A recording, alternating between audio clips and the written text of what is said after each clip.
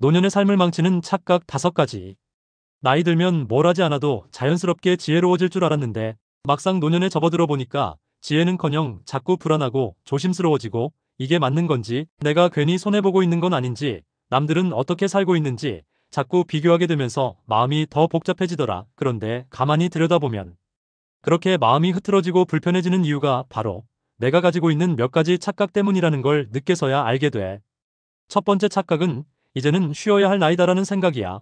평생 일하고 살아왔으니 이제 좀 쉬고 싶다는 마음 당연하지. 하지만 문제는 그 쉼이 멈춤이 되어버리는 거야.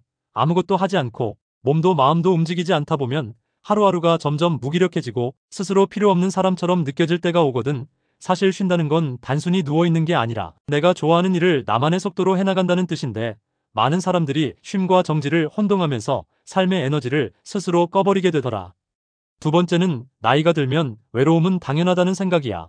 주변 사람들이 하나둘 멀어지고 자식들도 바쁘고 어쩌면 그 외로움이 자연스러운 흐름일 수 있어. 하지만 외로움을 당연하게 받아들이는 순간 우리는 새로운 관계를 맺으려는 시도조차 멈추게 되고 그 순간부터 마음이 점점 다치게 돼. 나이 들어도 새로운 사람을 만나고 짧은 인연에도 마음을 나눌 수 있다는 걸 잊지 않아야 하는데 스스로를 고립 속에 가두고 외로움에 길들여지는 그 착각이 결국 마음을 병들게 하더라고.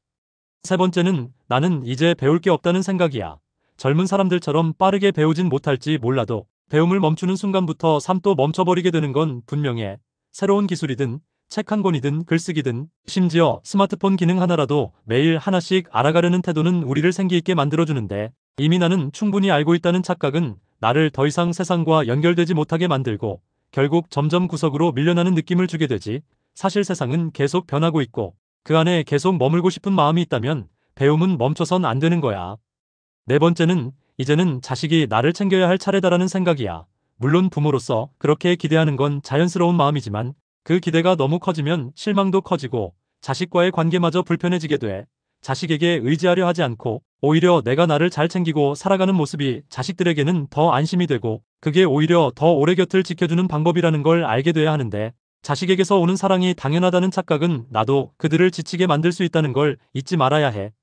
그리고 마지막 5번째는 지금은 너무 늦었다는 생각이야. 뭔가 시작하기에 누군가를 만나기엔 나를 바꾸기엔 이미 늦었다는 말이 입에 붙어버리면 아무것도 시도할 수 없게 되고 매일 똑같은 하루가 반복되면서 인생은 그 자리에 멈춘 듯 굳어버리게 돼.